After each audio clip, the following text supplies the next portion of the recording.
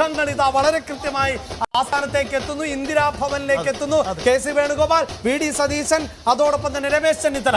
പ്രതിപക്ഷ നേതാവ് KPC president അവിടെ ഉണ്ട്, സണ്ണി ജോസഫും ഉണ്ട്. പക്ഷേ സണ്ണി ജോസഫ് രാഷ്ട്രീയപരമായി സ്വന്തം മണ്ഡലത്തിൽ വെല്ലുവിളി നേരിടുന്നുണ്ട്. എന്തായാലും ആ ഒരു ആശങ്കയ്ക്കിടയിലും സ്വന്തം പാർട്ടിയുടെയും മുന്നണിയുടെയും വിജയം അദ്ദേഹത്തിന് മുന്നിൽ ആഘോഷമാക്കാൻ കഴിയുന്ന സാഹചര്യം ഉണ്ടാക്കുന്നുണ്ട്. രാവിലെ മുതൽ KC വേണുഗോപാൽ അദ്ദേഹത്തിന്റെ കേശവദാസപുരത്തുള്ള വീട്ടിലാണ്. അവിടുന്ന് ഇതാ അദ്ദേഹം ഇപ്പോൾ കൗണ്ടിങ് അതിന്റെ ഒരു ഏകദേശ ചിത്രമാവുമ്പോൾ ഈ ആഘോഷ തിരകൾക്കിടയിലൂടെ ഇതാ പാർട്ടി ഓഫീസിലേക്ക് എത്തുകയാണ്. എല്ലാവർക്കും ആഘോഷിക്കാൻ വകയുണ്ട്. എന്തായാലും ഈ നിമിഷങ്ങൾ കോൺഗ്രസിന് വൻപൻ ആഘോഷങ്ങളുടേതാണ്.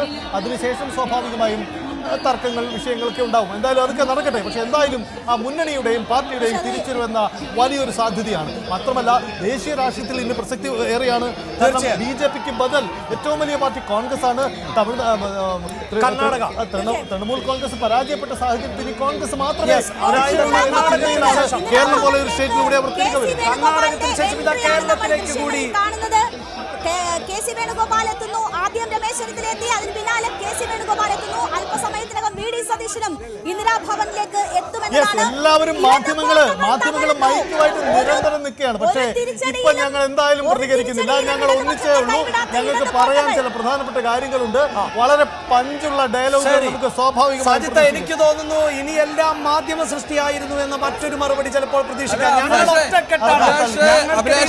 മുഖ്യമന്ത്രി തർക്കമൊന്നും ഉണ്ടായിട്ടില്ല, നിങ്ങൾ പടച്ചു വിട്ടത് എന്ന ഒരു കാര്യം ഞാനൊന്ന് പറഞ്ഞോട്ടെ. അഭിലാഷ് സഹിത്ത് ഈ പ്രതിപക്ഷ നേതാവ് ആകാൻ ആരുമില്ല.